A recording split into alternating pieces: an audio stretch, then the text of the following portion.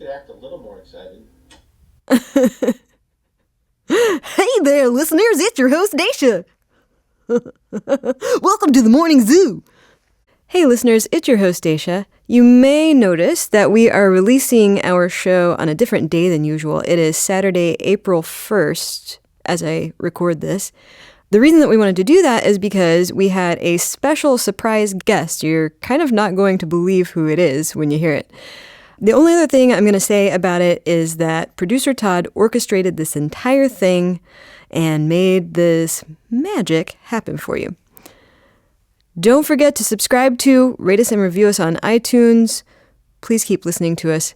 Okay, that's all. All celebrity voices on this podcast, including that of Dacia Clay, have been impersonated. There's a rumor going around that classical music can be hoity-toity. But here in the classical classroom, we beg to differ. Beethoven 5.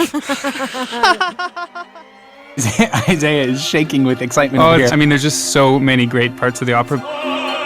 He asked me to play his favorite spot in the first movement of the Brahms. And he said, I started using those licks in my guitar solos.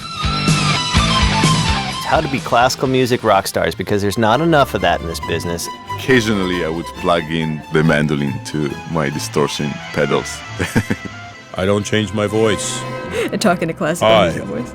I'm playing classical music now. I mean, it's the same 12 notes. That's what's so cool about it. I'm Dacia Clay, a classical music newbie, and I'm trying to learn all I can about the music. Come learn with me and the classical music experts I invite into the classical classroom. Hello, everyone, and welcome to the Classical Classroom. I'm Dacia Clay, and here with me in the studio, I'm going to welcome somebody to the classroom who I kind of never imagined I'd be welcoming. Welcome Woody Harrelson. You know him as the star of films and TV shows like Cheers, The Hunger Games, True Detective, and most recently his movie Wilson, which I think is about Tom Hanks' volleyball. He was just tapped to play a character in the upcoming Han Solo Star Wars movie, and it turns out he recently became a musician, and he's into period instruments. So, Woody Harrelson, welcome to the Classical Classroom. Thank you. Thank you very much. It's a pleasure to be here. So, man, you're going to be in the new Star Wars movie. How stoked are you about that? Yeah, I'm going to be in Star Wars, yeah. You don't sound particularly excited about it. I mean, this is Star Wars. Yeah, I like Star Wars. I just never really followed it much. It's cool. What? I don't understand this frame of mind at all. Being a huge Star Wars fan, I would probably pass out when I got the news that I was in the new Star Wars, but, you know. Yeah, I know it's Star Wars, but... I have so many questions for you. Obviously, first, what are they going to do about Leia now that Carrie Fisher is gone? And did Han Solo get his space cowboy look from Shrike, your character? Like, how did Han meet Chewie? No one ever tells us that in the originals. Did Shrike give Han Solo the Falcon? Is that why he has such a sentimental attachment to it? That would explain so much. Did you get a debriefing on the effects of being frozen in carbonite? And is Harrison going to be on the set? Are you working directly with Lucas, or is he just sort of like hovering in the background? I can't really talk about that, so... Oh, right. You can't talk about it. Wink, wink, nudge, nudge. You can tell me later. For now, let's talk about something else. I heard that you recently quit smoking pot, and you've always been kind of known as a big proponent of marijuana. What's going on with that? You know, you can only have a couple passions in life, and maybe I have two, and it's movies, and maybe it was pot smoking. I don't know. It's like two big wheels that are spinning in my brain, maybe. Yeah. And now it's Renaissance music. So Renaissance music has usurped pot smoking. For now. For you. For now. Well, all right. Let's talk about that then. Your newfound interest in Renaissance music and period instruments. Why did you make this move creatively? Like, where did that come from? Well, good question. All great actors, I think, a lot of them eventually move into music. David Bowie, he was a great actor in Labyrinth, and then I think he had a pretty successful music career after that. Tom Waits, he's Book of Eli, I think, and And he had some music, yeah. And Elvis. He had those movies about Hawaii. Woody, I'm gonna stop you right there because I think you may be thinking of this backwards. You know, David Bowie was a really famous musician who made a crossover into movies. It wasn't the other way around.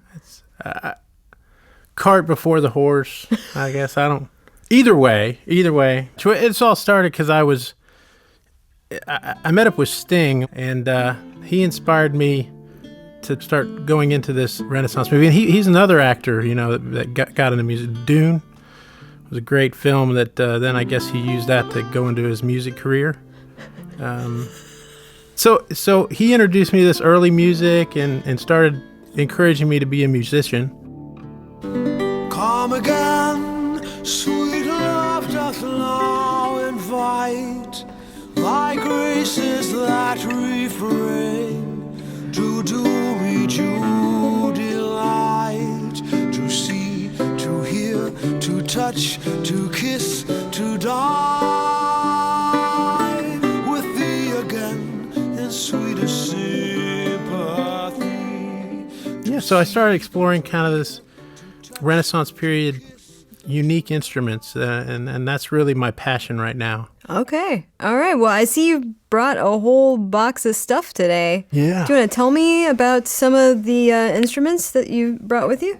Okay. Yeah, I got a few of these. So I got one is called the racket, which actually the term making a racket comes from that. Did you know that? I did not. Okay. And some people called it a sausage bassoon.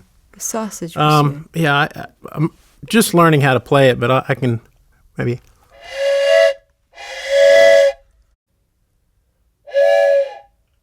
That looks like a child's train whistle, Woody. It's similar. If used right, it can go a few more octaves than what I just did. Okay. Well, what else you got? Let me see here. I'm not good at pronouncing some of these, but the bladder pipe.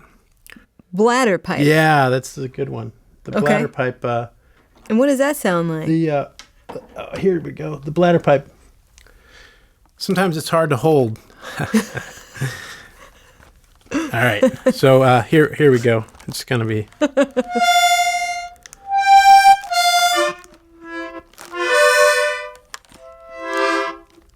I think that's just an accordion. Long time ago, maybe they called it a bladder pipe. I don't know. I'm learning this as I go along. Sting has to help me through some of these names. So what's next in your box of goodies there? The eunuch flute. The eunuch flute. Yeah, the eunuch flute. Was this like a flute that eunuchs played, or does it make you a eunuch when you play it? That's good. Hopefully not. The eunuch flute. Sometimes it was called the onion flute. It's a wooden tube. It widens out a little bit. It kind of forms a bell. The upper end of it, it's got this fine membrane, and it shakes a little bit like onion skin.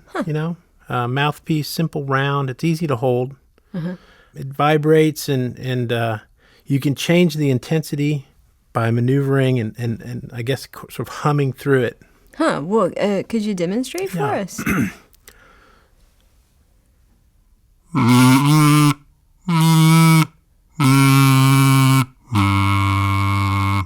That's a kazoo, Woody. That's a kazoo. Onion flute. Onion flute, I think. All right. And you say Sting has been helping you with... Yeah, he's a good actor, great actor. And he sings too. That's what I've heard. What's next on your list here? There's the sack butt. The sack butt. I had to bring that because of the name.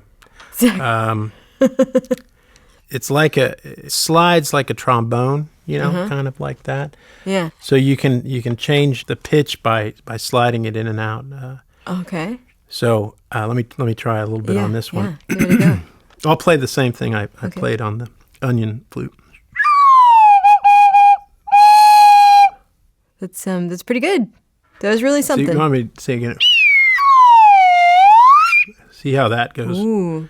It's like a small trombone. Yeah. Okay. What's the big? This one here. The big tall one. Tall one. This is the Hurton Shalmi.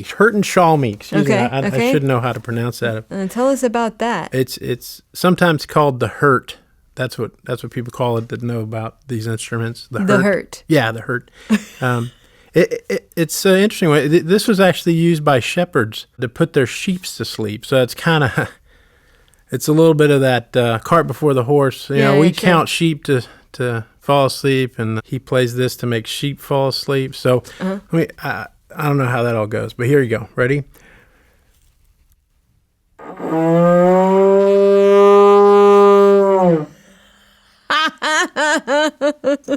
Did you like that? That was That's the Hurt.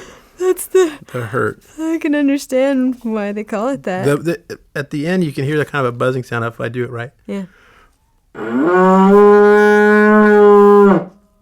I hear it. Yeah. That may be what puts the sheep to sleep. I don't know. Yeah. I don't know if that would put anyone to sleep, but okay. So, you have their...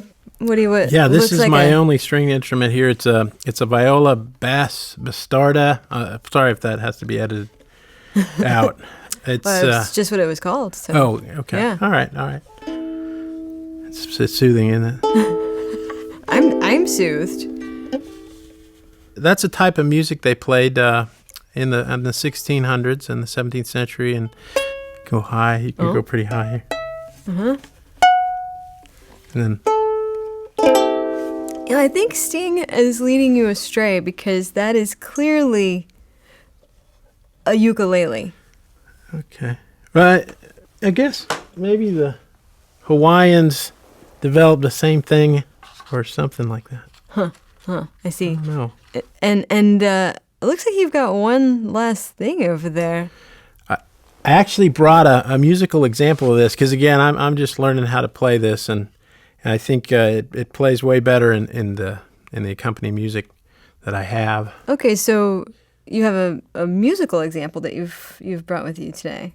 Yeah, it was written by Henry Purcell. It's early Renaissance, 17th century English composer. All right. And it's named "A Pox on You for a Fop." That's an interesting name. It uses instrument. It seems appropriate maybe it's using an instrument called a fartophone, which you hear in more of a background of this song. And this is an actual instrument? This is an actual instrument called a fartophone. All right. Not to be confused with the sackbut. Totally different. But I'm going to just do my amateur version of the fartophone here that I have right in front of me, and you'll hear the more classical use of the fartophone in the example here. Okay. So it's hard to control. It definitely just a moment, try that again. Sounds like what it's aiming to. Yeah. So it's you got to be clever in how you write the music around it, I guess. Well, let's hear a little bit of the piece. Okay. Pox on you. Pox on you. Pox on you for a fall. So if you listen closely, there's a moment you can hear it. Listen here, right here. Yeah, and I hear then what if I let fly your face and shall please it comes in again right here. That's the fartophone. Yeah. Okay. Sounds appropriately named. Sounds exactly like I expected it to. Now he's at it again. Ouchie beast, I never met so nasty a man. I'm not even... Henry Purcell wrote it. It's very detailed. It references that there's a belch between "a pox on you," belch, or a fop in his original wording for the song. So it's subtle. Yeah. So an actual classical music composer wrote this piece. That's impressive. Yeah. 17th century. He wrote a few. My thing is my own. I give her cakes and I have her ale. Cold and raw. Wow. Cannot I belt and fight?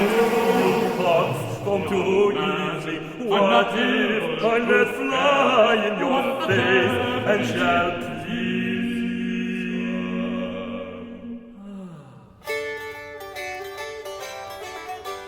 Well, listen, Woody, it's been a pleasure having you on the Classical Classroom. Thank you for the time. You know, it's the first time I got to talk about my new passion, so I appreciate that.